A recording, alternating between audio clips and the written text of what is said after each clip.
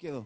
Hoy día en la mañana me escribió un hermano que no pudo venir ayer. De hecho, no sabía que teníamos esta noche. Me dijo, estuve en Maipú anoche. Ah, sí, hermano, qué bueno. Le dije, ¿cómo es que no pasaste? Ah, es que no sabía. Me dijo, pero ¿sabes qué? Te escribo porque estaba orando anoche y sentí una presencia del Señor tan fuerte, pero yo sentía que estaba en toda la comuna, me dijo. Y yo, ajá. Yo le dije, es que anoche nos pegaba un clamor, le dije así. No podía entrarle en detalle, ¿verdad? Era muy largo, imagínense. Le dije, fue un clamor de adentro, le dije. Y el Señor responde, porque Él ha hecho su iglesia para eso. Amén. Cuando alguien hace algo con un fin, quiere que ese fin ocurra. Amén. Quiere que ese fin realmente exista. Cuando uno hace algo, por ejemplo, si yo hago una cama, si yo cocino una comida, quiero que quede rica. Quiero que alimente, quiero que el que la pruebe diga, ¡ay, que te quedó rico! O sea, hay una intención. ¿Cuánto más el Señor, cuando Él pensó en su iglesia, no quiso que todo lo que Él nos dio fuese así? Y no fuese menos que eso, sino que al contrario, esta sal verdaderamente fuese sal y no fuese algo insípido. Amén.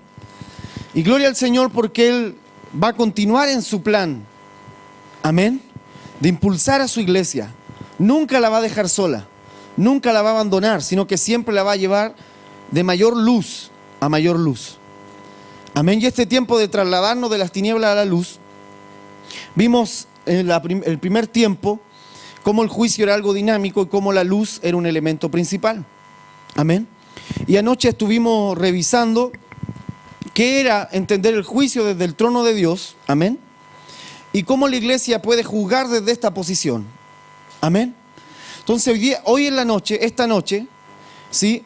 Vamos a enfocarnos en las llaves que Dios le dio a la iglesia para traer juicio. Amén. Y vamos a enfocarnos en qué es lo que bloquea a la iglesia para no usar esas llaves. Amén. Entonces el único objetivo que tenemos esta noche es entender esas dos cosas.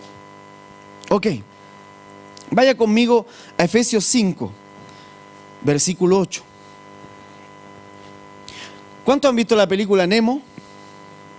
A mí me gusta este ejemplo de Nemo. ¿Se acuerda que Nemo lo atrapan del océano y se lo llevan, verdad, al acuario? Y ahí está Nemo, ¿verdad? Él conoce el océano, él de hecho navegó por el océano con las tortugas. ¿Se acuerdan de las tortugas? ¡Hola! ¿Le hacían así? Nemo las conoció, recorrió, llegó hasta Australia Nemo. Y allá él dice que lo atraparon, muestra la película y lo tiraron al acuario. Y en el acuario vivían unos par de pececitos. Y en el acuario tenían su ritual, y el acuario era algo que se pareciera al océano. ¿Y se acuerdan la primera impresión de Nemo cuando va a nadar y ¡pum! Choca con el vidrio? Y queda así como plop. Le dice, no, si el espacio llega hasta ahí nomás. ¿Y cómo? Yo pensé que era un océano. No, si esto de plástico, la ramita, todo era ficticio. Hasta el oxígeno era ficticio. Y Nemo se empezó a desesperar. Ese acuario es como la religión. Eso hace la religión. Te planta una cosa ficticia para evitarnos entrar al océano. ¿Se acuerda que en el acuario tenían sus rituales? ¡Ujaja! ¡Tiburoncín! Le cantan. Tenían su líder místico, ¿verdad? Que salía entre medio con una raya que así. Porque la religión es así. Tiene su pantomima, tiene su cosa ficticia que parece espectacular, pero no es más que un cajón con unos límites tan determinados que si uno empieza a darse una vuelta se da cuenta que todo es ficticio. Pero Nemo conocía el océano, entonces él se desesperaba por encontrar ese océano. En un momento dijo, se arriesgó hasta la muerte para poder salir, ¿verdad? Se tira al desagüe, por mano. Se lanza por el desagüe al océano. O sea, para hacer eso es porque estaba desesperadísimo.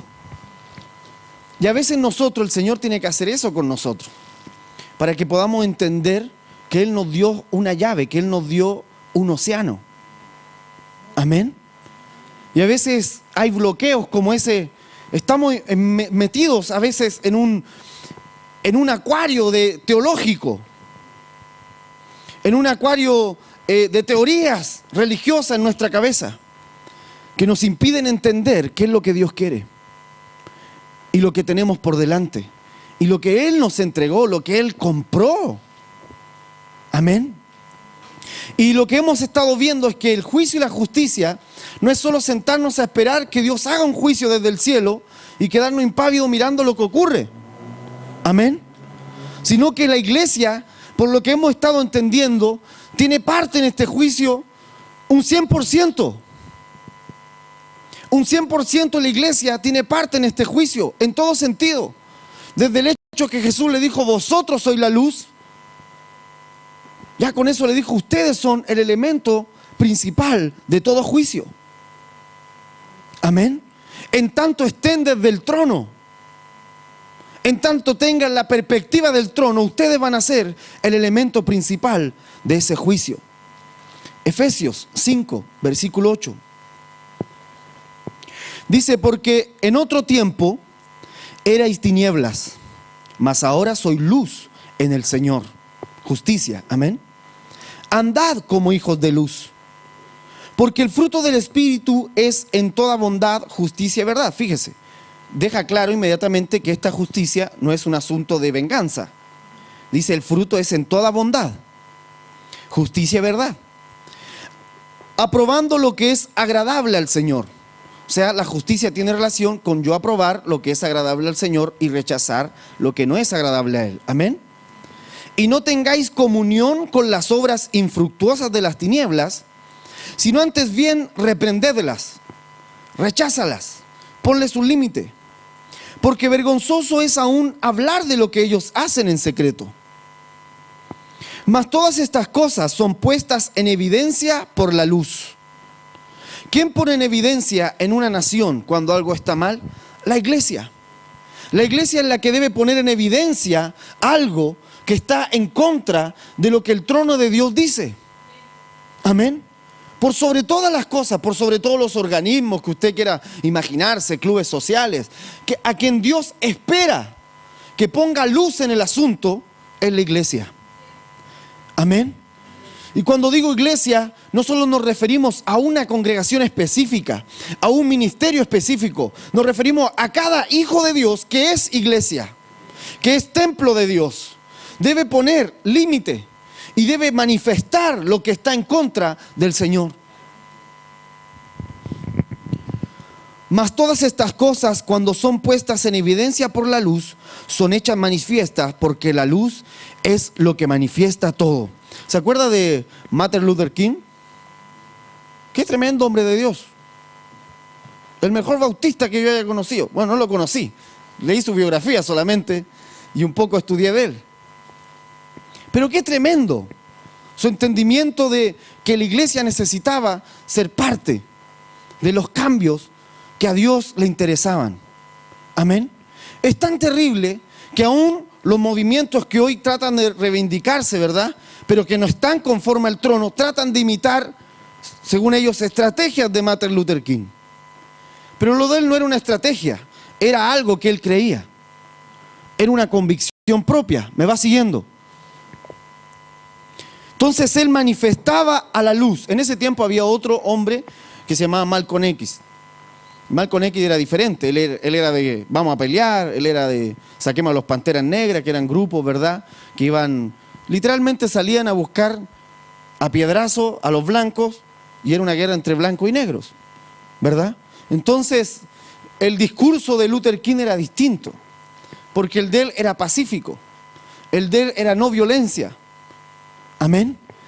Pero aún al ser no violencia, no por eso permitía que lo injusto se mantuviera. ¿Me va siguiendo? Ok.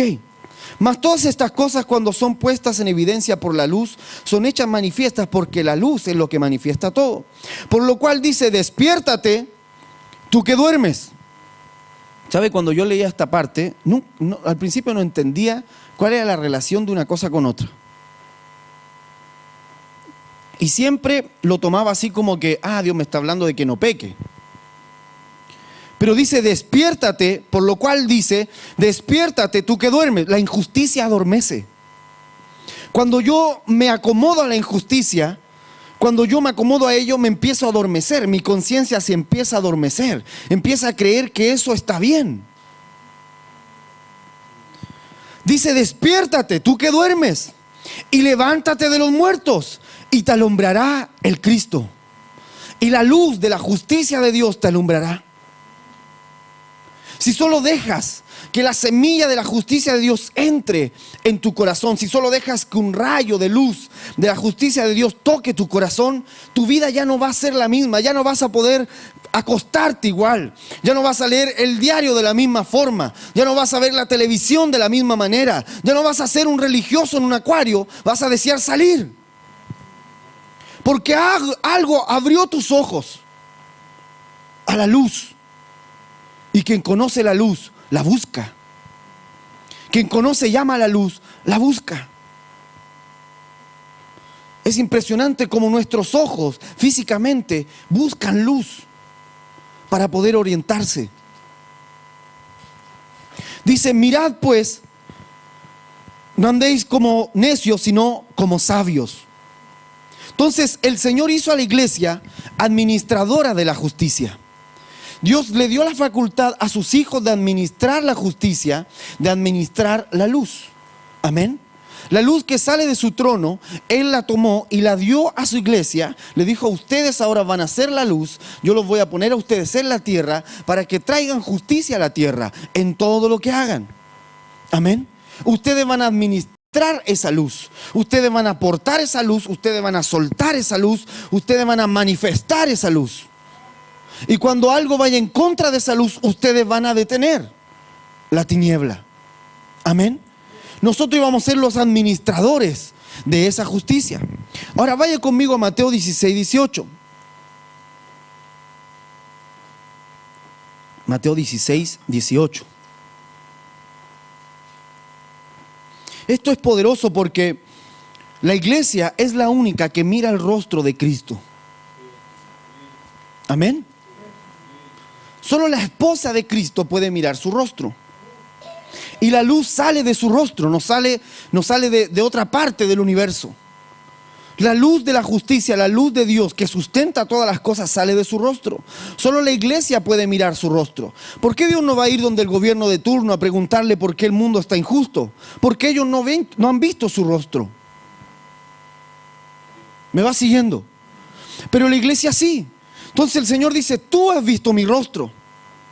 Tú has mirado la luz de mi rostro. Si en verdad te has encontrado conmigo, por eso dice, despiértate y te alumbrará Cristo.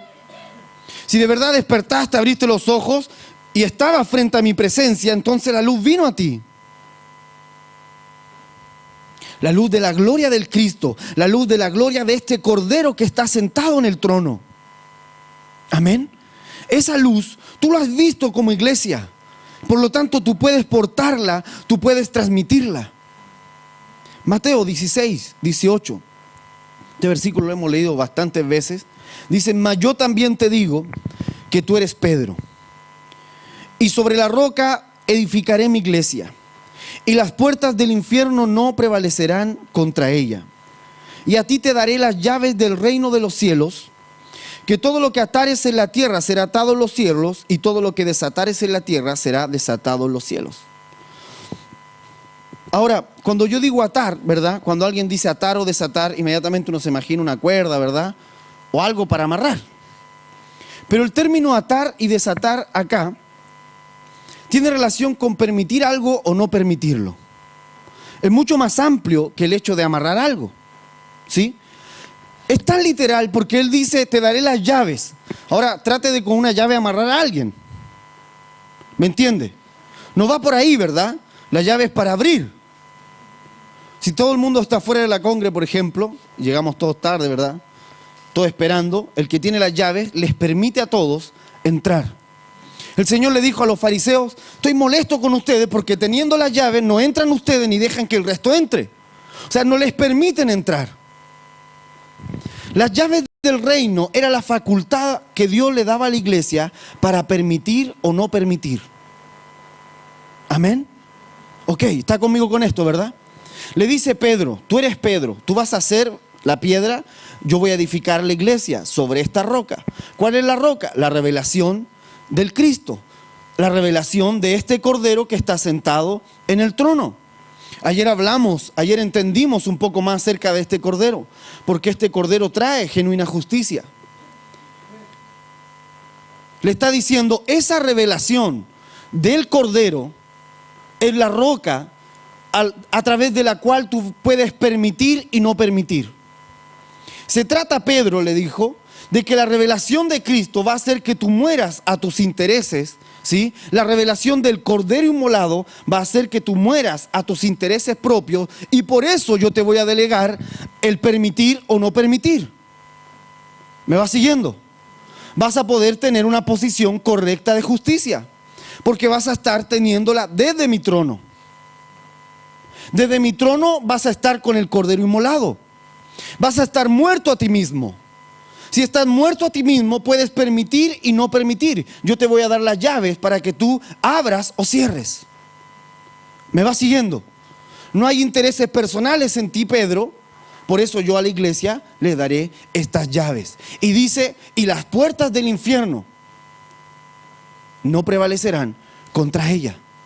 Una iglesia, una persona que es iglesia, que entiende la justicia de Dios desde el trono de este Cordero que está sentado en el trono, que entiende la justicia de Dios desde esa posición, el infierno no lo puede tocar.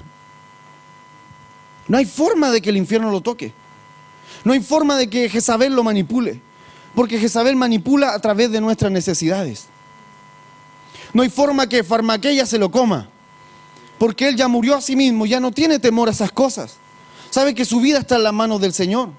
No hay forma que Mamón lo atrape, porque Mamón trabaja, ¿verdad? Tiro y todos estos demonios, ¿verdad? Del sistema financiero y otras cosas más, trabajan con el temor a la escasez.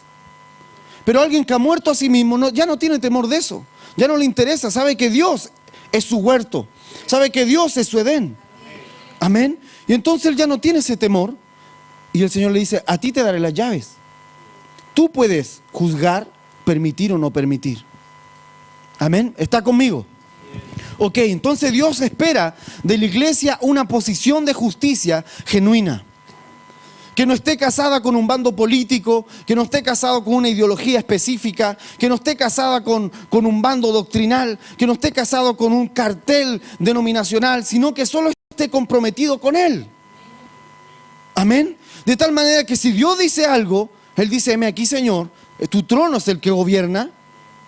Tu trono es el que decide. No está velando sus intereses.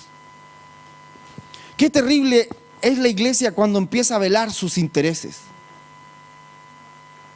No, que pongan un presidente evangélico, porque creen que así van a poder velar por sus intereses como evangélico. ¿Y sabe que a Dios no le interesa un presidente evangélico? Le interesa un presidente justo. Ahora, si es evangélico, bien por él, pero que sea primero justo. ¿Me entiende? O sea, a Dios le interesa que alguien sea justo el que va a gobernar, y los que estén en el Congreso sean justos. Eso es lo que a Dios le interesa. Lo que a Dios le interesa es que nosotros traspasemos no una cultura evangélica, sino una cultura de justicia.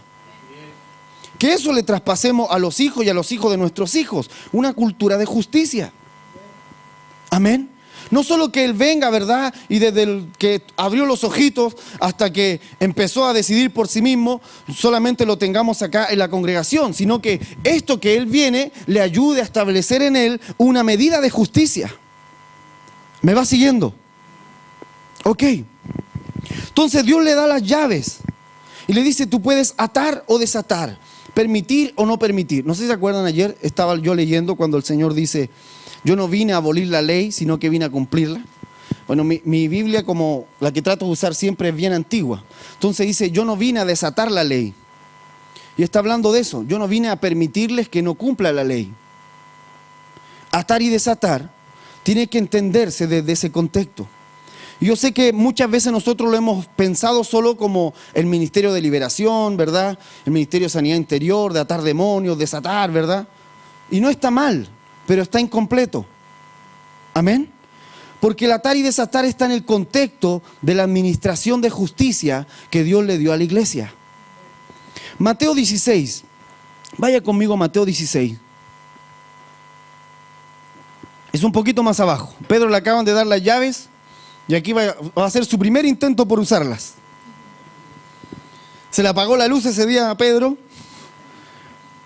Dice, y Pedro, tomándolo aparte, comenzó a reconvenirle diciendo, Señor, ten compasión de ti, mira tus propios intereses.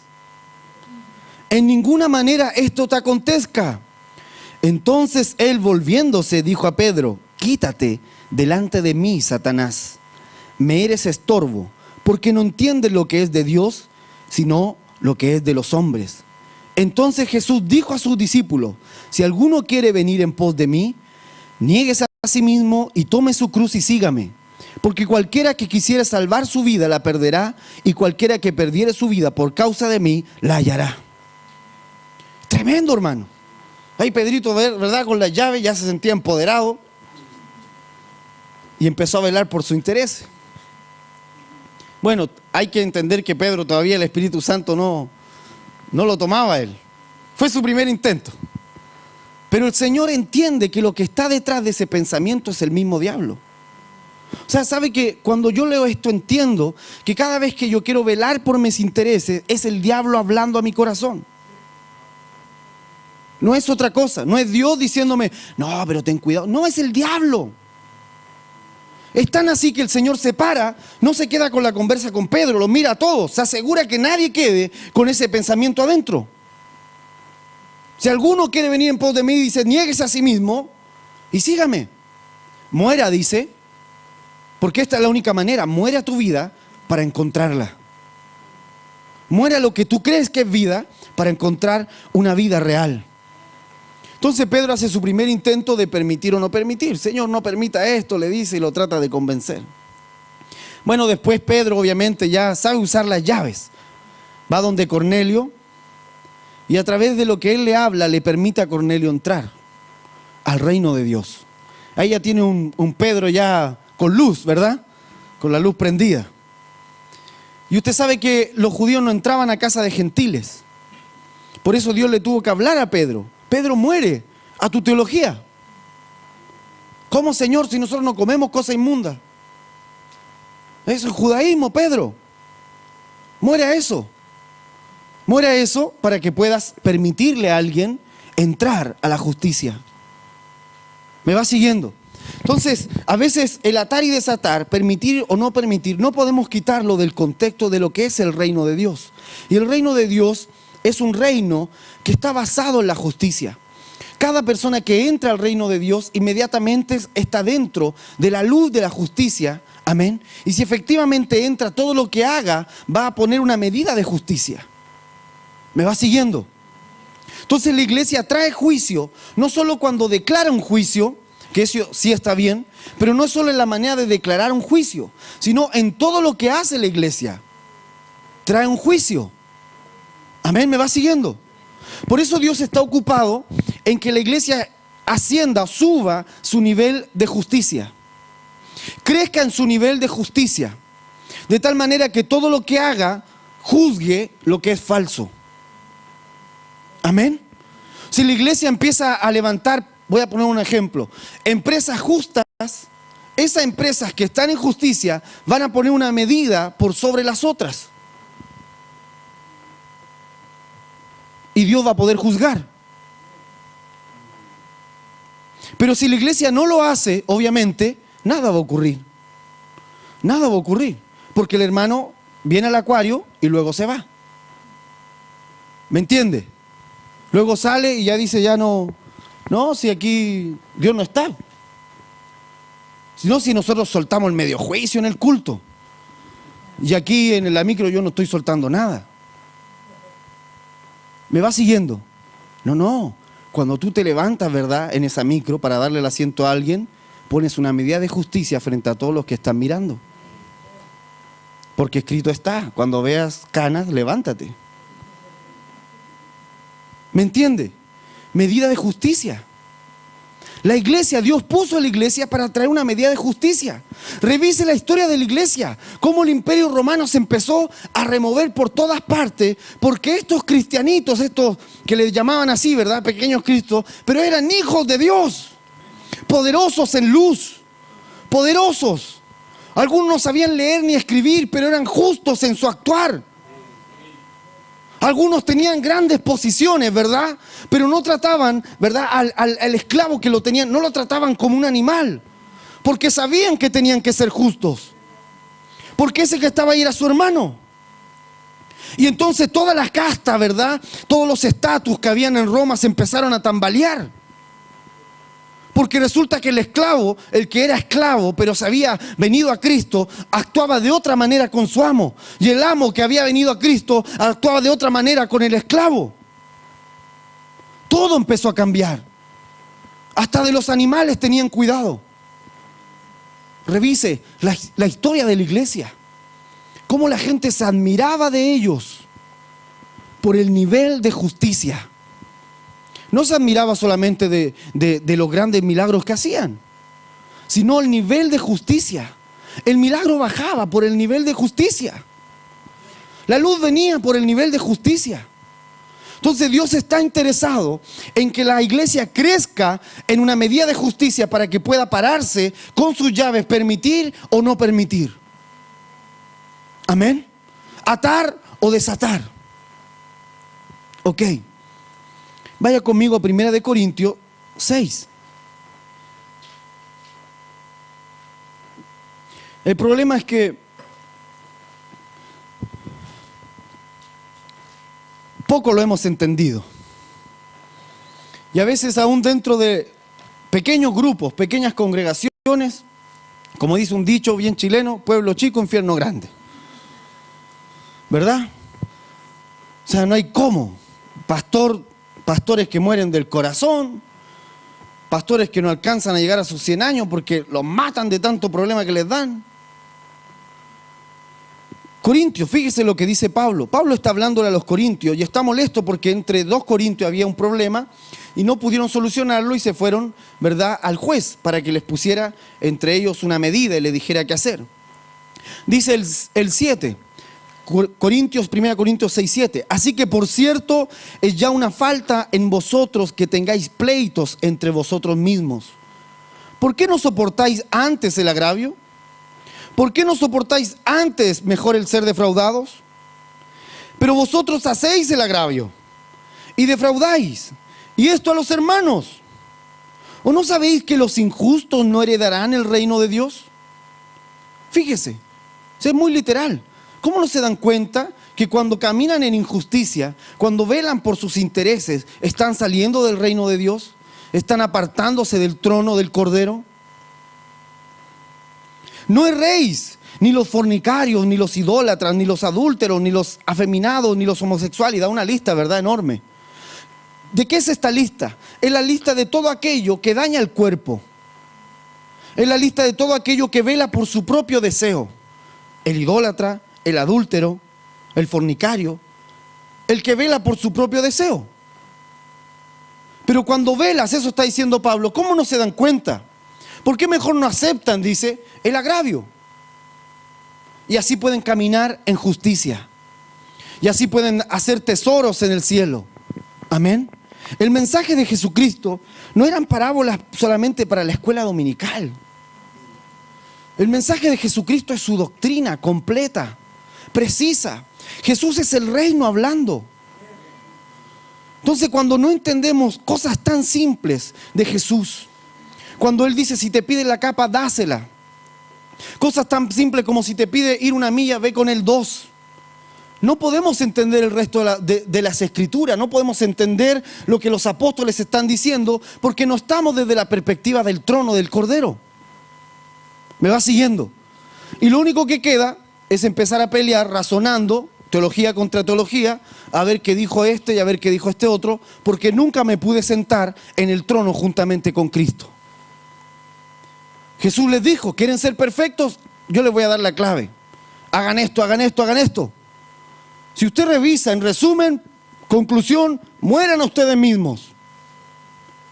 Alguien diga amén. Es que es verdad. Decide en tu corazón, una semana poner en práctica lo que está ahí. Y tu percepción de Cristo va a cambiar. Y tu percepción del trono va a cambiar. Y tu percepción de la iglesia va a cambiar. Y tu anhelo por el perdido va a cambiar. Vamos a ser realmente transformados. Antes de querer entender los misterios grandísimos, ¿verdad?, que el Señor le dio a Pablo, a Pedro, a Juan, entendamos lo que el reino está hablando. Lo que el reino soltó en la tierra. Porque todo lo demás fue sustraído de lo que el reino soltó. Si el reino habla, entonces el reino está soltando su verdadera doctrina. Y si esa doctrina se practica, voy a entender todo lo demás. Por eso Pablo se molestaba. Ustedes, corintios, están llenos de dones. ¿Y de qué les sirven los dones? Si en su corazón siempre velan por sus propios intereses. Vaya conmigo a Mateo 18.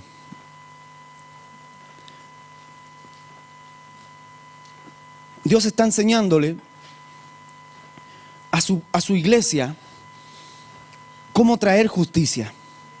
Amén.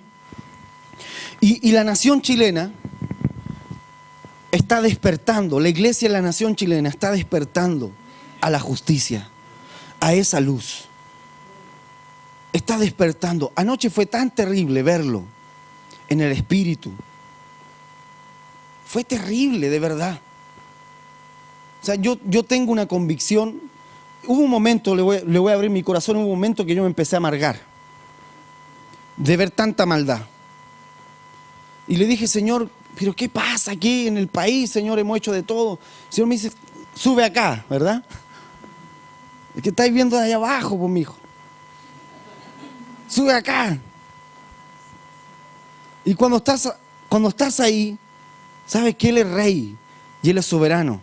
Y termina diciendo, toda la tierra está llena de tu gloria, Señor. Porque entiendes que Él es Dios. De hecho, me acuerdo que en ese tiempo yo miraba la noticia y decía, nos van a aplastar. Porque tienen mayoría en todas partes. Y ellos vienen con el corazón definido a establecer su propia cultura, a dejar al Señor en cualquier rincón. Nos van a hacer pedazos, decía yo. Y ahí me amargué en ese tiempo. Y el Señor me dijo, tranquilo, mientras más arriba, más fuerte caen, me dijo. Si yo estoy en control. Dios está en control, hermano. Dios está en control. Si todos los bebés que usted está viendo en las congregaciones, ni se imagina lo que el Señor está mandando.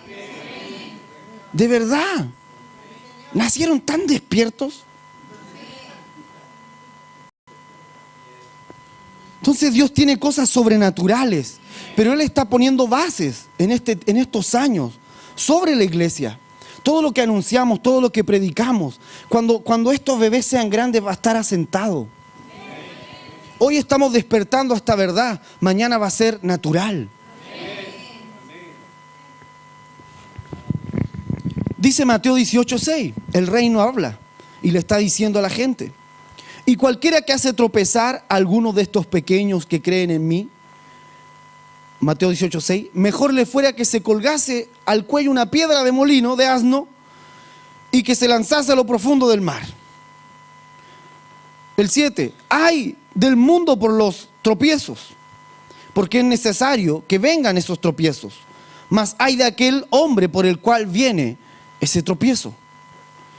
Fíjese que el Señor está hablando de aquellos que causan daño al cuerpo, de aquellos que causan daño a una nación, a una familia, en fin, se puede aplicar a cualquier lugar. De hecho, Él está hablando antes de los niños y luego dice, ay de aquel que daña a uno de estos niños. Amén. Vaya ahora al 17, un poquito más abajo, el mismo capítulo. El Señor no ha cambiado de tema, sigue hablando de lo mismo. Y está diciendo cuando alguien no se quiere arrepentir, ¿verdad? Y sigue causando daño. Dice el 17, y si no oyere a ellos, dilo a la iglesia. O sea, tráelo, ¿verdad? Si no se quiere arrepentir. Y si no oyere a la iglesia, tenle por mundano y por gentil. De cierto digo que todo lo que atares en la tierra será atado en el cielo, y todo lo que desatares en la tierra será desatado en el cielo. O sea, no está diciendo que al hermano, ¡ah, te ato! No está diciendo que haga eso, sino dice, pónganse de acuerdo, determinen justicia, determinen lo que es justo, lo que permitan será permitido y lo que prohíban será prohibido. Amén. El Señor le está hablando a la iglesia, le está hablando a los que le oyen ahí, a sus discípulos, y le está enseñando cómo administrar la justicia. Le está diciendo cuando alguien, ¿cómo voy a saber que la justicia está siendo trastocada? Cuando alguien está dañando a uno de estos pequeños. Amén. Porque ellos se le enseñó, pon la otra mejilla. ¿Me va siguiendo? Pero hay un equilibrio. O sea, la mejilla la pongo por mí. Pero cuando están dañando el cuerpo, tenemos que levantarnos y establecer límites. Amén. ¿Permite o no permite? Todo el contexto de Mateo, todo Mateo en general, todo el Evangelio, se ve al Señor legislando, mostrando cómo se manifiesta la justicia, cómo vivir en justicia, cómo ser luz, cómo traer juicio a un lugar. ¿Sabe que a veces nosotros hemos hecho juicio solo con ir a sentarnos a comer a una casa? ¿Cómo traer juicio? ¿Cómo traer juicio a un lugar? ¿Sabe que a veces nosotros hemos hecho juicio solo con ir a sentarnos a comer a una casa? Sabemos que hay un problema en esa casa y que hay algo oculto. Vamos para allá, ¿verdad? Llegamos con algo para comer, comemos y sabemos que solo estar ahí, eso está trayendo juicio. Solo con que usted parta el pan, ¿verdad? Y cene en su familia, eso trae juicio. Y todo lo que no es, empieza a desarmarse para que la semilla de Dios crezca, ¿verdad? Sin que la cizaña le quite poder.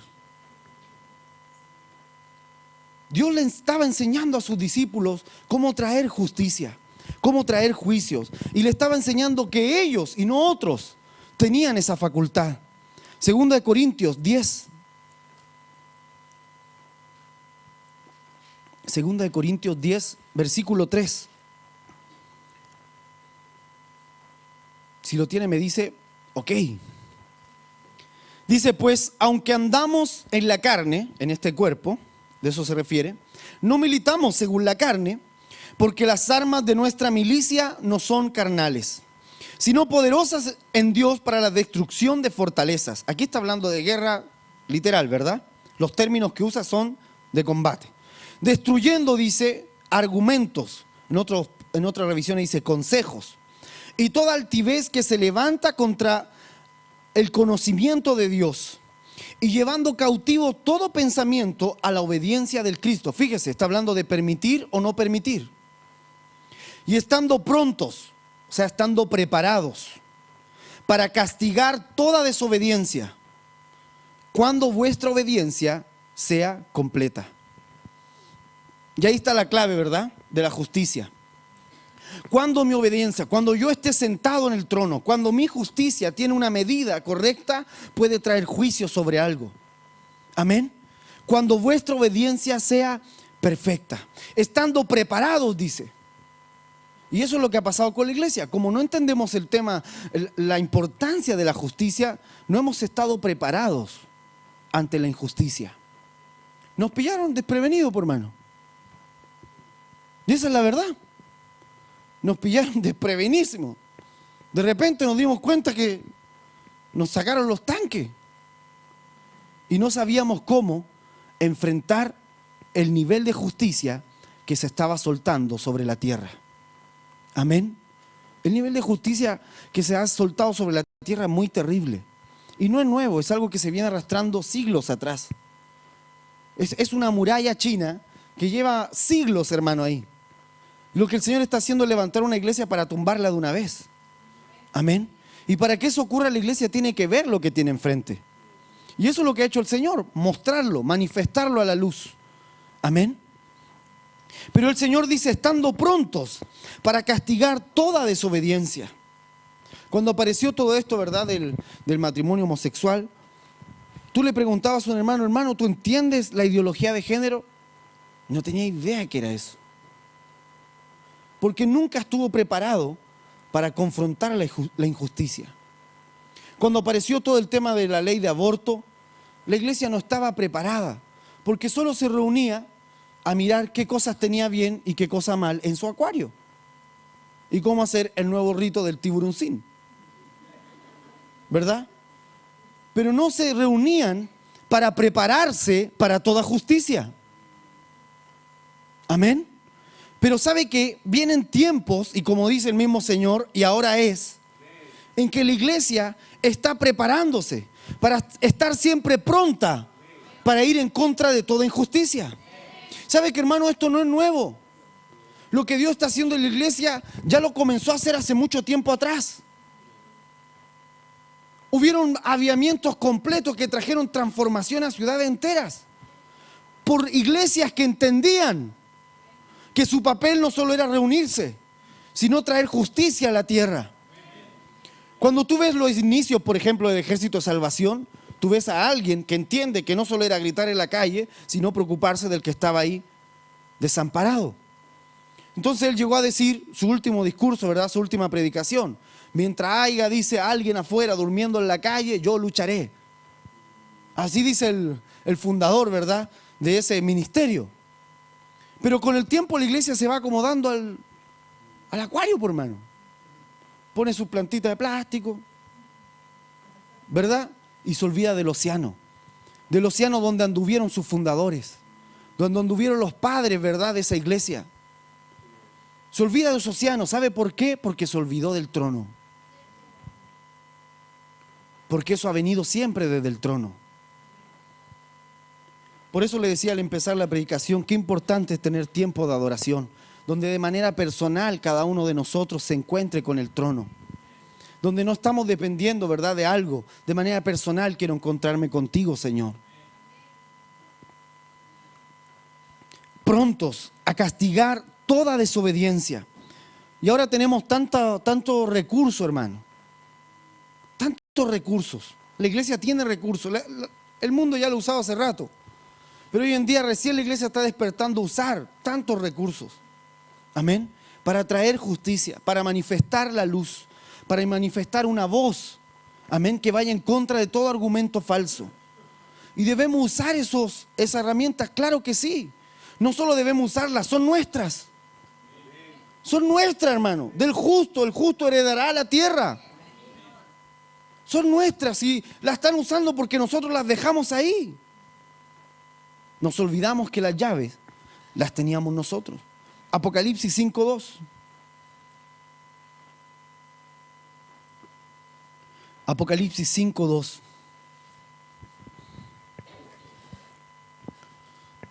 La facultad de usar esta llave para traer juicio. Cada vez que tengas en tu corazón un proyecto, cada vez que sientas en tu corazón realizar algo, la pregunta es: ¿de qué manera esto va a juzgar las tinieblas? ¿De qué manera esto va a bendecir a otra persona? Si realmente esto que estoy haciendo está velando solo mi interés o está buscando bendecir a otros. Si en ese proyecto te cuesta mucho encontrar esa respuesta, lo más seguro es que no viene del Señor. Si tienes que rebuscar en ese proyecto para encontrar sí, mira, ayuda en esto, lo más seguro es que es solo tu corazón. Y lo mejor es decir: apártate, Satanás, porque no entiendes lo que Dios quiere. Y esperar. ¿Me va siguiendo? Se lo digo porque yo soy trabajólico, hermano. A mí me gusta andar haciendo cosas. Llego a una parte y ya estoy pensando en qué viene. De verdad, hoy día ya estaba mirando qué viene. Dije, hoy día termina a las 3 noches, pero el sábado ya estamos en Copiapó. Aló, sí, pastor, ¿cómo está para el sábado? Aleluya, qué rico. Motivado total. Pero en ese aceleramiento hay que pesar, ¿verdad? Señor, ¿esto realmente bendice a alguien o solo busca mi propio interés? ¿Cuál es el juicio que va a traer contra las tinieblas? ¿O solamente soy yo deseando cosas? ¿Solamente soy yo imitando algo, pero no entendiendo efectivamente? Si quiero que repercuta, si quiero que esto traiga una repercusión amplia, que venga del reino de Dios, tengo que tener claras esas cosas. Amén. ¿Para qué? Para que haya poder en lo que hacemos. Porque si el joven se va a estudiar y sabe por qué está estudiando, sabe por qué Dios lo mandó a eso, sabe por qué tiene que sacar esa carrera, sabe qué nivel de justicia va a poner cuando termine. O sea, no va a haber nada que lo pare, hermano. De verdad, no va a haber demonio que lo pare. Porque va a tener claro lo que está saliendo del trono de Dios. Dice así Apocalipsis 5. Y vi un ángel fuerte anunciando en alta voz: ¿quién es digno de abrir el libro y de desatar sus sellos? Y ninguno podía, ni en el cielo ni en la tierra, ni debajo de la tierra, abrir el libro ni mirarlo. Fíjese, ni siquiera mirarlo. ¿Quién es digno? Esa es la pregunta clave ahí. ¿Quién tiene la dignidad para hacer esto? ¿Quién tiene la dignidad para desatar los sellos? ¿Quién tiene la dignidad para permitir o no permitir? Por eso digo, hermano, que no solo es que hoy día podamos terminar la noche y gritar: yo decreto, y todos decretemos, ¿verdad? Repita conmigo: yo decreto, yo decreto. Si no hay dignidad en nosotros, nada va a ocurrir. Con los años uno se va dando cuenta. Cuando algo trae repercusiones muy potentes y uno revisa y dice: había gente digna en esto. ¿Me va siguiendo? Había gente que estaba metido en lo que estaba haciendo. Había gente que entendía lo que se estaba viniendo. Amén. Y por eso podía desatar, por eso podía abrir puertas nuevas a lo que Dios quiere hacer. Hay un rollo, hay un libro con sellos, con cosas que no han sido manifestadas. Cada generación tiene algo, ¿verdad?, arriba de su cabeza que Dios hizo, dice, para que Él lo pudiese bajar a esa generación, algo nuevo. Sellos que no se han abierto, pero hay que ser digno para poder abrirlos. Hay que tener una medida de dignidad para poder abrirlos. Muchos profetas hay en la tierra, pero ¿quién tendrá la dignidad de abrir los sellos? Muchos ministerios hay en la tierra, muchos cristianos, digámosle así, pero ¿qué hijo de Dios va a tener la dignidad de abrir los sellos? Amén. Dice así: y yo lloraba mucho, porque no había sido hallado ninguno digno de abrir el libro. ¿Sabe lo que yo pienso cuando veo esto? Si usted ha tenido esa experiencia de estar en una manifestación de lo eterno, ¿verdad? Sabe que cuando estás llorando en ese lugar, no lloras de que seas llorón. Lloras porque algo del Espíritu se pone en ti y te hace llorar. Yo sé que Juan no está exagerando cuando llora. Yo sé que si él llora es porque ese libro era necesario. Dice: yo lloraba mucho. No había ninguno digno de abrir el libro, ni de leerlo, ni de mirarlo. Y uno de los ancianos me dice: no llores, he aquí el león de la tribu de Judá, la raíz de David, que ha vencido para abrir el libro y desatar sus 7 sellos. Fíjese, él tuvo que vencer para poder permitir. Él tuvo que vencer ¿a quién? A sí mismo. Por lo que padeció, aprendió obediencia y vino a ser autor de eterna salvación. Por lo que padecemos, podemos ser autores de cosas nuevas. El autor es alguien que trae algo nuevo. Para traer algo nuevo no se trata de, a ver, ¿a quién le copio, verdad? Sino tener la dignidad de haber padecido. Ay, hermano, ahora sí, salgo de la iglesia y me lanzo al primer auto que corra. Para padecer, bien padecido. No, ahora sí me voy allá donde están golpeando todos los cristianos, ahora me voy para allá. No, no se trata de eso, hermano. Se trata de morir a nosotros mismos. Independiente de donde estés, en el lugar donde Dios te puso, en la comisión que el Señor te asignó, en el lugar donde tú estás manifestando su luz, ahí en ese lugar, padecer a nuestros intereses y entender qué es lo que Dios quiere con esto. ¿Qué es lo que Dios quiere con esto? ¿Cuál es la manera en que Dios quiere que yo juzgue? ¿Cuál es la manera en que Él quiere que yo traiga algo nuevo? ha vencido para abrir el libro y desatar sus 7 sellos. Y miré, y aquí en medio del trono y de los 4 seres vivientes y en medio de los ancianos, justo al medio, ¿verdad? En el centro, estaba un cordero como inmolado, que tenía 7 cuernos y 7 ojos, que son los 7 espíritus de Dios enviados, ¿a dónde? A toda la tierra. A ver, Pérez, hermano, ¿cómo es? ¿Están los ojos allá arriba o están en toda la tierra? Pero no. ¿Están los 7 espíritus en el cielo? ¿O fueron, cómo si fueron enviados? ¿Por qué están ahí? Porque el trono de Dios, el trono del Cristo, ha sido asentado en la tierra a través de la iglesia. El trono del Cristo está asentado en la tierra a través de la iglesia, dentro de ti, dentro de mí. El trono de Cristo se quiere manifestar en todo lugar de la tierra. El Señor quiere mover a toda la tierra con su trono, darle otra luz y hacer cielo nuevo y tierra nueva a través de esa luz que salga del trono que está en nuestro interior. Ahí están los 7 fuegos de Dios, los 7 ojos que fueron enviados, ahí están en nosotros. Esto es apostólico.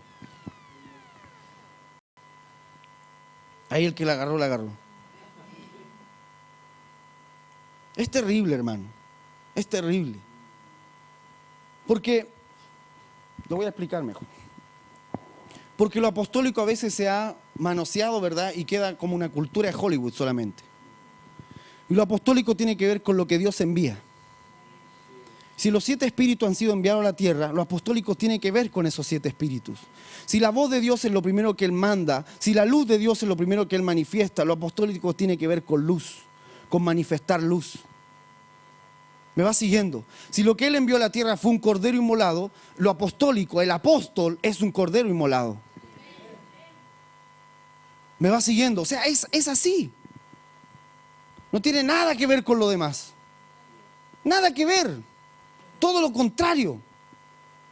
Tiene que ver con la esencia del Cristo, del Cordero sentado en el trono. Y esto es poderoso porque lo apostólico está siempre en el trono. Cuando digo lo apostólico me refiero a una iglesia apostólica. Ah, hermanos, que yo no tengo un apóstol en mi congre. No hablo de eso. Hablo de que tú te dejas guiar por la voz. Hablo de que el grupo que se junta contigo, que se reúnen, ¿verdad? Como hermanos, como cuerpos, se dejan ser enviados por Él.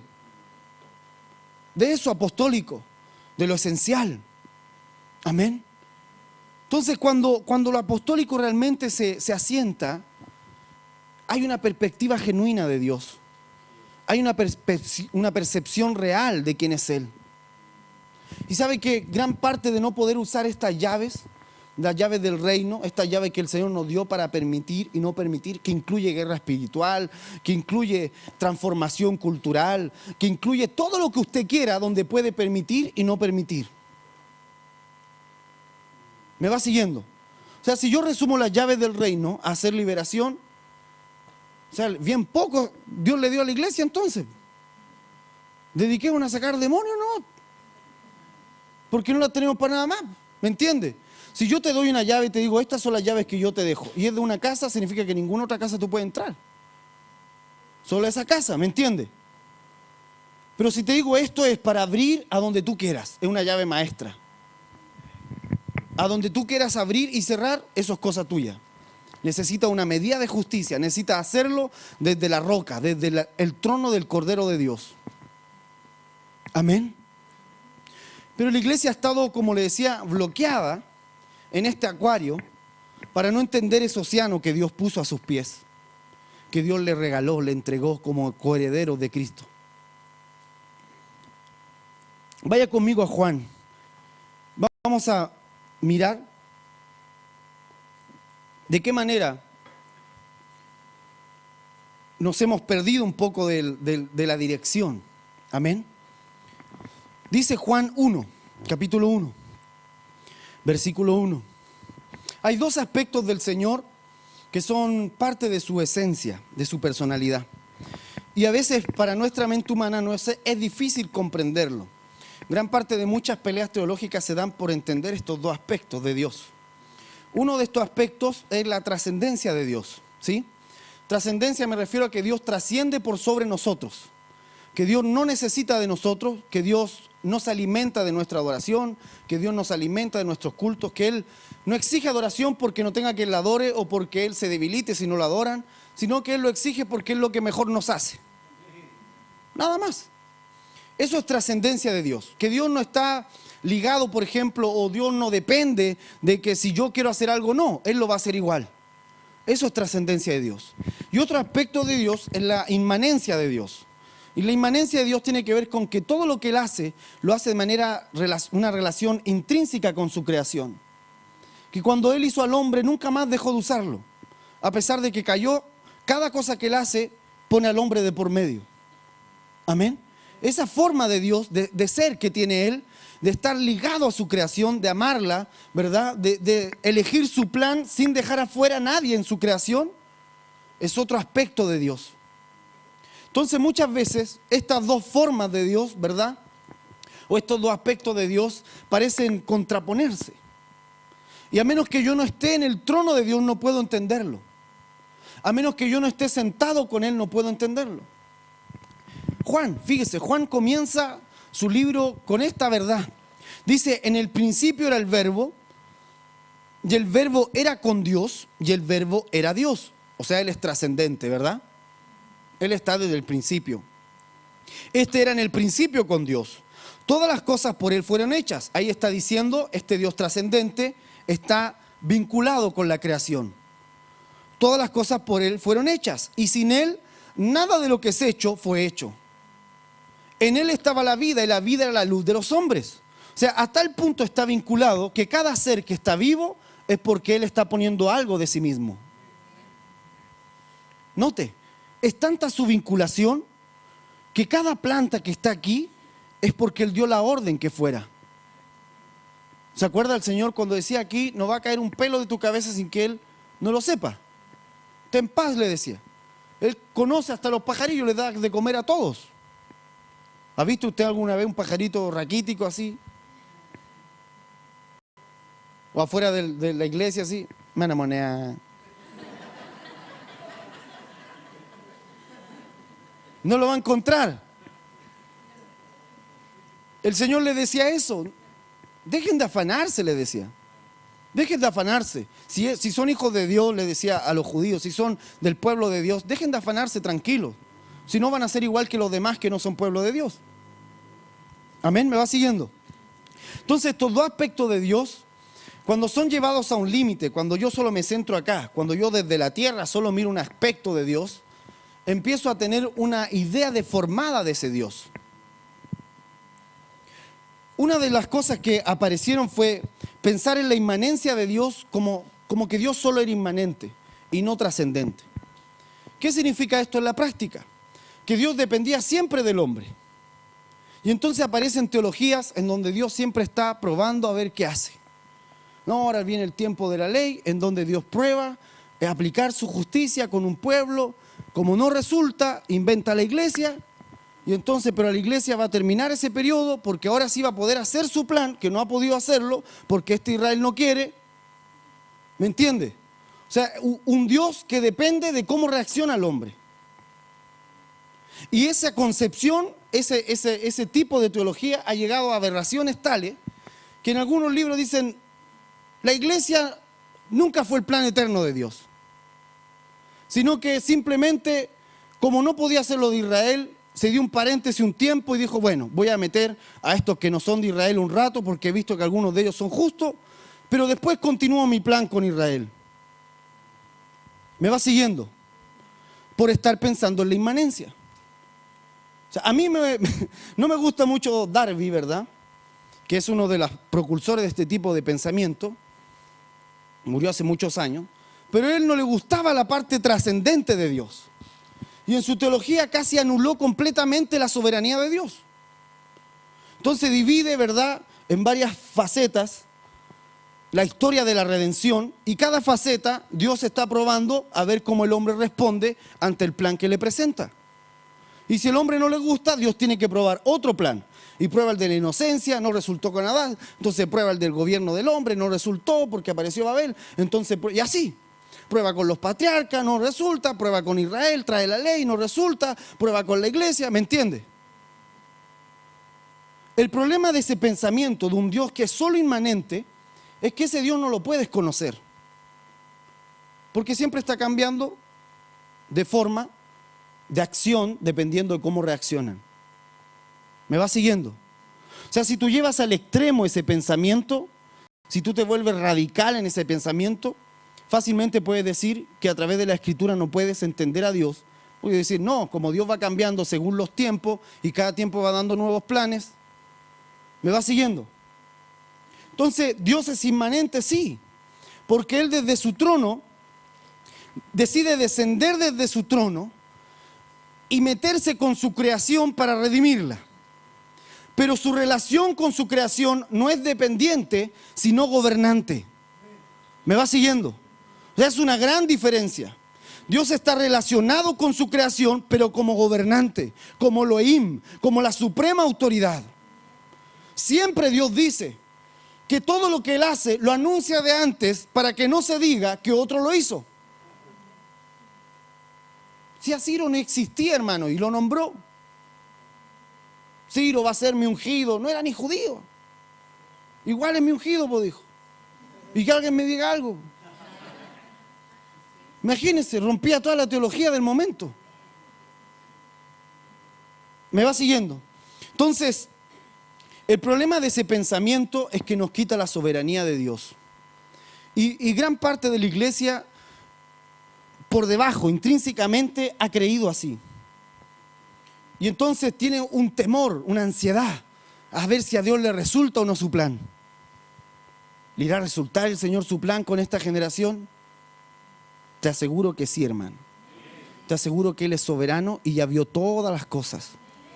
Él mismo dice, antes que fuésemos nos escogió. Todavía ni hablábamos para decirle sí. Y nos escogió. Jeremías, antes que nacieses. Y te di por profeta. Te hice profeta, todavía ni deditos tenías. Y te di por profeta. ¿Me entiende? Soberano. Ahora, por otro lado, hubo otro grupo que dijo, no, Dios solo es trascendente. Dios es trascendente y se quedaron con la idea del griego, ¿verdad? Dios está por allá, en su propio Olimpo. Como es tan trascendente, tan soberano, a Él no le interesa la creación. Él es una persona que está lejos, inmaculado, santo. Y parece que eso fuese con mucha reverencia, ¿verdad? Pero en realidad es un error porque no está viendo a Dios como es. No está viendo a este Dios que decide hacerse hombre y humillarse para redimir su creación. Amén. Lo tremendo es que Cristo reúne ambas cosas. Y Cristo muestra, Él como Rey, ambas esencias. La esencia trascendente de Dios y la esencia inmanente de Dios. Pero esa teología, usted la va a encontrar en la era medieval, pero muy marcada. Dios está por allá, entonces hay que comprar la salvación. Lo sagrado está aquí solamente en estas reuniones, porque como Dios es tan sagrado, lo de afuera es profano. Y apareció la mentalidad deísta, el deísmo, ¿verdad? Que es una ideología en donde Dios es tan lejano que la gente, los ilustrados de ese tiempo, terminaron diciendo, bueno, si Dios está tan lejos y solo el Papa puede hablar con Él y tenemos que ir a un santo para hablar con Él, porque Dios está tan lejos, es tan poderoso, ¿verdad? Que nosotros los humanos no tenemos forma de acercarnos. Entonces, ¿para qué lo necesitamos si no se inmiscuye con nosotros? Ese fue el deísmo. No necesitamos a Dios, si al final igual nos arreglamos entre nosotros aquí. Y el deísmo pasó al ateísmo, ¿verdad? El ateo terminó diciendo, bueno, y si no se inmiscuye, si la historia es humana y no es de Dios, me va siguiendo. Él es poderoso, bien, pero no interfiere. ¿Qué nos dice que realmente es? Al final, la propia mentalidad de la iglesia terminó dando pie a la incredulidad. Terrible. El deísmo es Babilonia pura, hermano. Porque establece la pirámide esa, ¿verdad? Donde solo algunos tienen el privilegio de ser sacrosantos. Y el resto el perraje. ¿Sabe por qué se molestaron, persiguieron a John Wycliffe, por cambiar la Biblia del latín al inglés? Y ahora uno diría, pero por eso lo persiguen. No, es que el latín era el idioma sagrado. Y esa era una herejía. En la mentalidad de un Dios solo trascendente, tú no podías leer la Biblia en otro idioma que no fuera latín, porque ese idioma era sagrado. Pero hoy nosotros a veces pensamos igual, la iglesia a veces tiene el mismo pensamiento con cosas de este tiempo. No solo nuestra reunión es sagrada, y afuera Dios no importa. Yo le decía hace poco a unos hermanos de Concepción, que es como que nosotros dijéramos, bueno, hay un rey, el rey de las tazas. Y el rey de las tazas exige adoración donde estén las tazas, porque él es soberano de toda taza. Donde usted ponga una taza tiene que adorarlo. Pero resulta que si yo no quiero adorarlo, me voy a un lugar donde no haya taza. ¿Me entiende? Me voy a una playa, tomo un vasito de estos de Plumaví, ya no hay taza. No tengo para qué adorarlo. Eso hicimos nosotros con Jesús. Tú eres rey solo de esto. Aquí nosotros juzgamos, afuera no. Aquí está lo sacro, allá está lo profano. Aquí está lo santo, allá está lo secular. Y entonces la gente dijo, bueno, ¿por qué la iglesia se mete en nuestros temas? ¿Ha escuchado eso, verdad? Si esto es tema nuestro, de la ciudadanía, ¿por qué la iglesia se mete? Oye, porque soy ciudadano. Soy ciudadano y soy iglesia también. Y donde estoy tengo que manifestar luz. ¿Me va siguiendo? O sea, es un pensamiento que lo que hizo fue quitarle las llaves a la iglesia. O más que quitársela, escondérsela por ahí. Que no tiene forma de quitársela, pero se la escondió. No la uses. No, tú no necesitas usarla acá afuera, porque él es rey de las tazas nomás. ¿Me va siguiendo? Entonces hay cosas que bloquean a la iglesia que deben ser quebradas. Que deben ser quebradas completamente, para que podamos nosotros ser libres y usar nuestra capacidad de traer juicio a la tierra en todo lo que hacemos. Traer juicio a la tierra, como veíamos ayer, no es castigo a la tierra, sino liberación. Liberación. Libertad. Los juicios vienen para liberar. Los juicios vienen para romper lo falso y que se mantenga lo verdadero. Pero mientras nos encerremos acá, ¿verdad?, en nuestro acuario y no queramos meternos en el océano de Dios, estamos perdidos. Vamos a seguir atrincherados. La guerra más sangrienta de la historia humana fue la guerra de las trincheras, la Primera Guerra Mundial. Porque los bandos se quedaban en sus lugares, no se movían y se mataban mes tras mes, mes tras mes, mes tras mes. Lo que Dios quiere es que salgamos de esa trinchera y avancemos hacia adelante. Que uses las llaves que afuera nadie tiene, pero está en ti. Hermano, ¿cómo la uso? Solo sé hijo. Solo sé hijo de Dios. Nada más, solo sé hijo de Dios. Solo manifiesta la luz, solo piensa que haría Jesús aquí y hazlo. Más que suficiente. Y si el Señor te dice, declara algo, decreta algo, hazlo. Vas a tener dignidad para hacerlo. Vaya conmigo. Apocalipsis 12:5. Hace poco hubo un evento. Se llamó Si Jesús fuera alcalde. Bueno, buenísimo. El nombre ya. Recomiendo el libro, de paso. Si Jesús fuera alcalde. ¿Sabe que era terrible ver cómo la iglesia en general era como un despertar a entender que Dios quiere todo? Que este rey es trascendente, es soberano. A este rey que adoramos y le hicimos soberano, ¿no lo dejamos ser soberano? Que sea soberano acá nomás. Que elija nuestras canciones, ok, pero afuera no. Afuera elijo yo lo que hago. ¿Me entiende? Que era terrible ver cómo la iglesia es como que despertaba esa realidad. ¡Wow! Dios es soberano. Y Dios quiere gobernar en todos lados. ¡Wow! Era como, ¡aleluya! Hermano, sí, está ahí en la Escritura. Apocalipsis 12:5. Dice, y ella dio a luz un hijo varón, el cual había de regir todas las naciones con vara de hierro. Y su hijo fue arrebatado para Dios y para su trono. ¿Quién es ella? Ella es Israel. 2 estrellas, una luna, ¿verdad? Es Israel. El Israel que da a luz una iglesia. Los 12 discípulos, Israel. Amén, ¿me va siguiendo? Porque los 12 eran todos judíos, por si acaso, por si nadie le dijo. Eran todos judíos. Dios estaba cumpliendo toda su promesa en ellos. Amén. Todas las promesas que le hizo a Israel los cumplió en esos 12. Dio a luz un hijo. ¿Cuál era ese hijo? La iglesia. Y ese hijo, dice, fue arrebatado, fue tomado por Dios y sentado juntamente con Cristo en lugares celestiales para regir las naciones con vara de hierro. ¿Cómo, hermano, vamos a regir las naciones? ¿Tenemos que hacer teocracia en cada nación? No. Solo sé hijo, para que la justicia salga de ti. Y de esa manera regirán las naciones. Y la vara de hierro se va a manifestar. Solo sé hijo. Wow. ¿Sabe por qué el Señor no nos lleva al cielo cuando nos convertimos?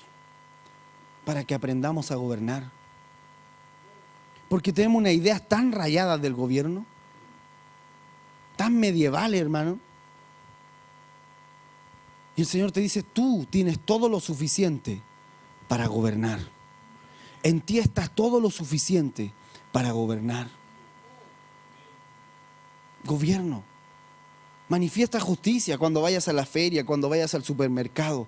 Manifiesta luz y rige en medio del pueblo a través de tu justicia.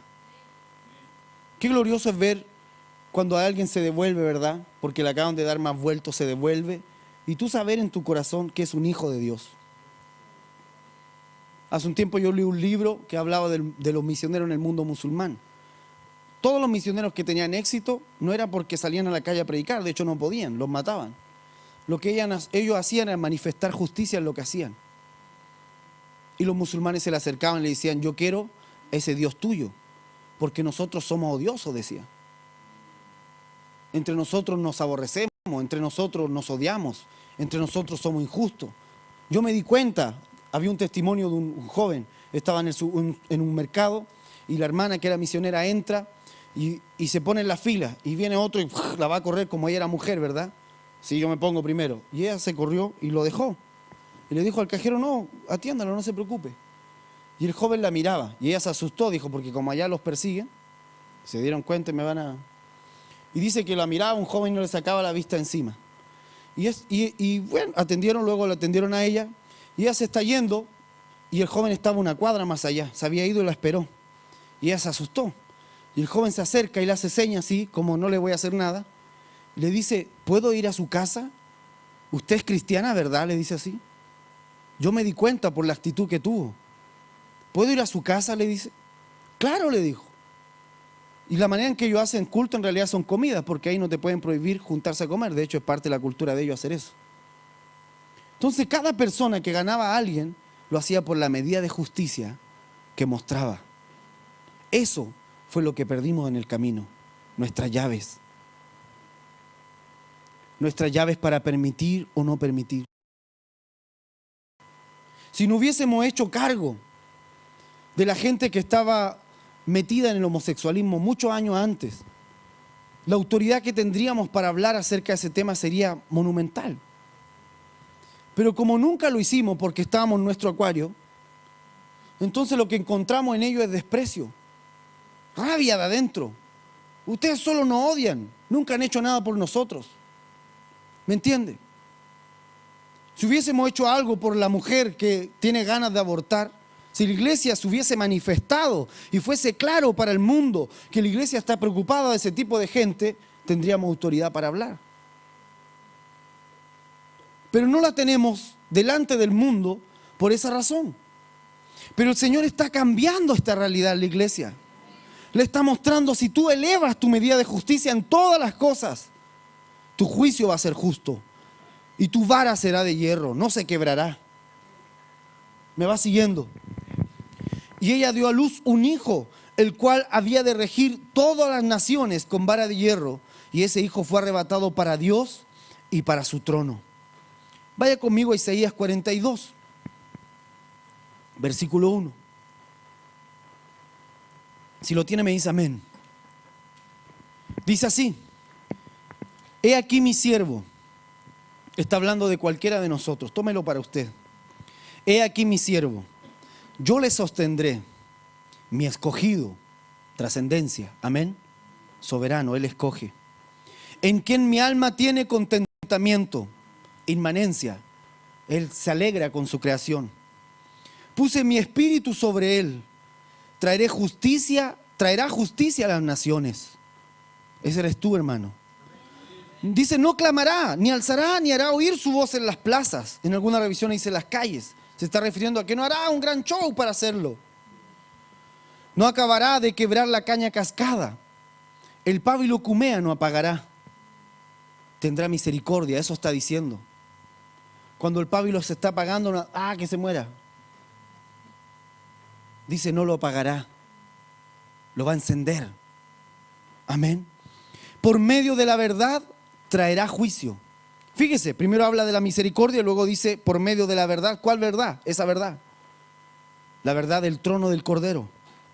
Traerá juicio. No se cansará ni desmayará hasta que ponga en la tierra justicia y las costas esperarán su ley.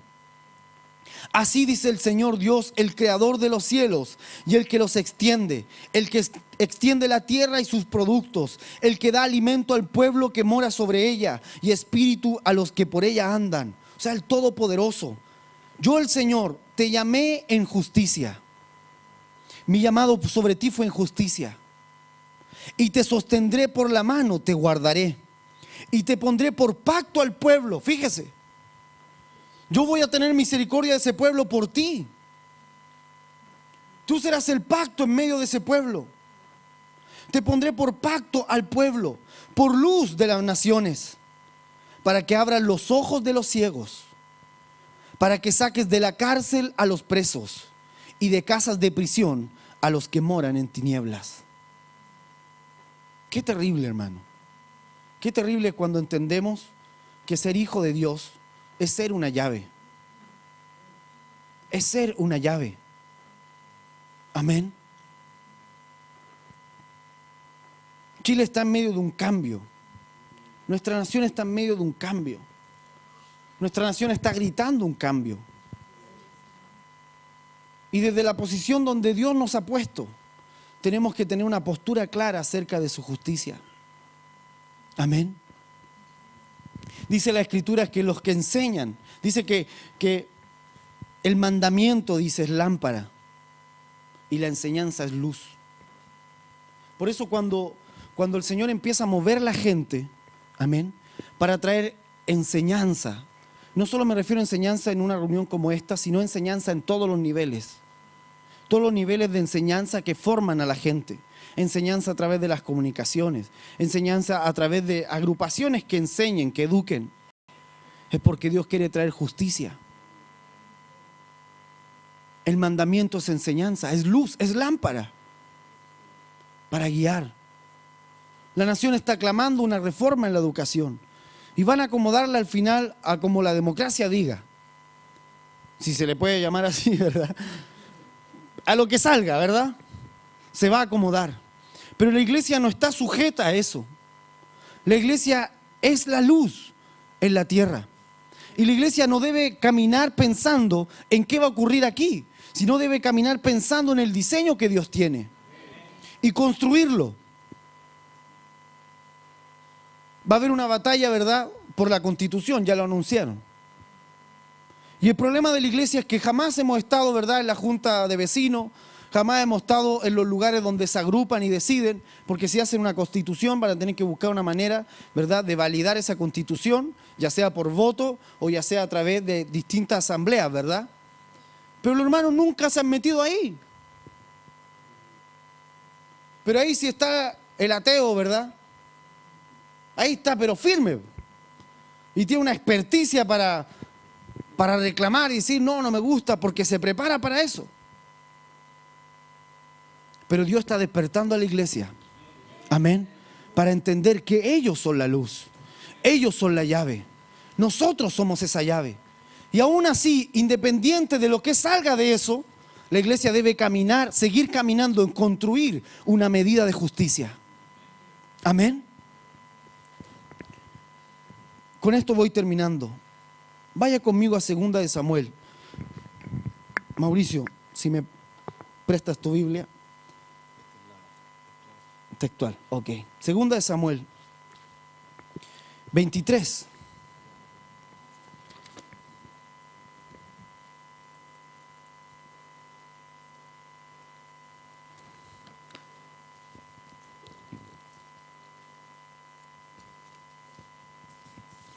Quiero que vea algo, y con esto ir terminando, porque creo que ayer tuve un sueño, ¿sí? El Señor me habló, veía el trono de lejos y yo corría tratando de alcanzarlo. Por más que corría no lo alcanzaba. Me era difícil alcanzarlo. Y escuchaba esa adoración, ¿verdad? Una adoración del pastor Michael, donde dice que Él es el centro. Tú eres el centro y el universo te adora. Tú lo llenas todo, dice, ¿verdad? Y desperté con eso, era solo esa imagen. Y le decía, Señor, me quedé así. Y entiendo que cuando podemos pararnos desde ese trono y entender que Él lo llena todo en todo, que Él sigue llenando todo a través de su iglesia.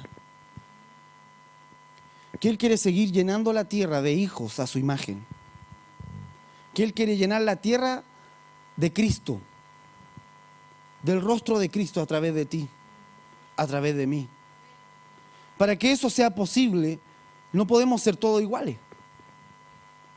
Tenemos que tener características distintas, tenemos que ser lo que somos, en perfecta justicia. Tomar de Él santidad, tomar de Él justicia, pero ser lo que Él puso en nosotros. Amén. Y la iglesia entenderlo así. Porque a veces nos molesta cuando alguien no es como nosotros. Menospreciamos al que no es como nosotros. Y no se trata de eso, ¿verdad? Se trata de ser lo que Él quiere que seamos. Mire el 23, dice, estas son las postreras palabras de David, oráculo de David ben Isaí, hijo de Isaí.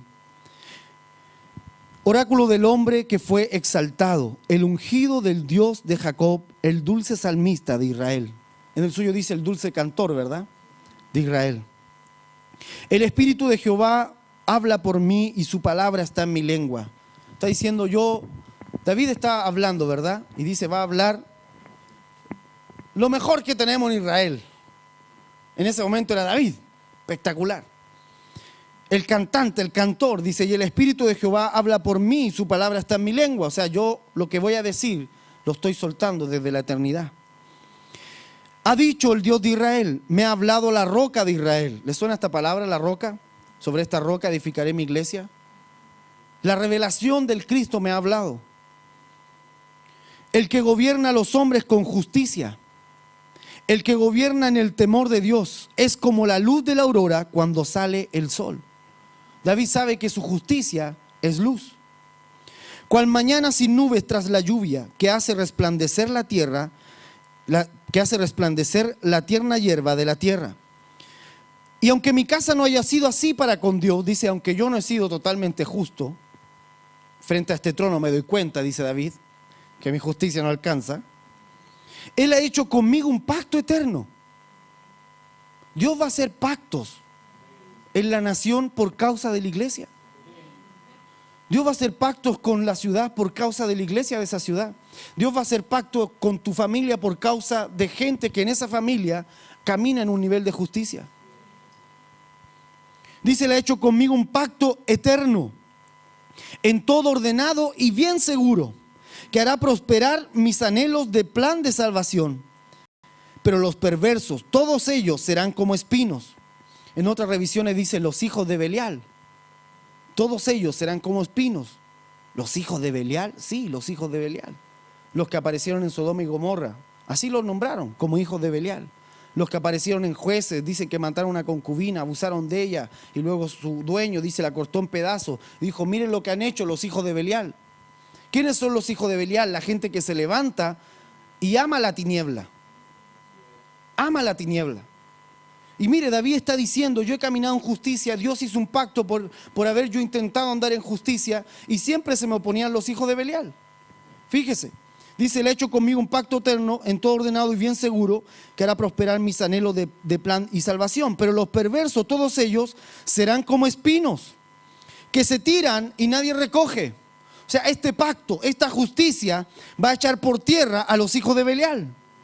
Dice, ninguno se acerca a ellos, fíjese, esto es un diseño, sino con el hierro o con el asta de la lanza. Ninguno se asocia con ellos. Quien quiera andar en justicia no puede decir, yo quiero cambiar esto que está aquí y por eso me voy a meter adentro, y desde adentro, haciéndome amigo de todos estos perversos, voy a tratar de cambiarlo.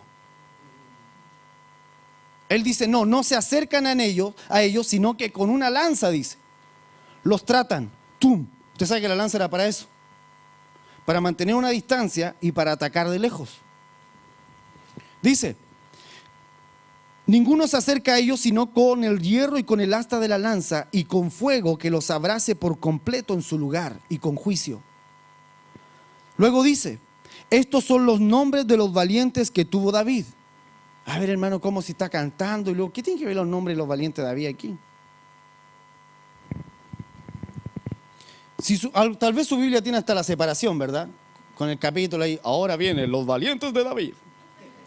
Pero en realidad David está cantando, acaba de decir que a los perversos se les trata con lanza. Y David ahora dice, les voy a mostrar cuáles eran mis lanzas. Y empieza a nombrarle a estos 30 terribles guerreros que él tenía.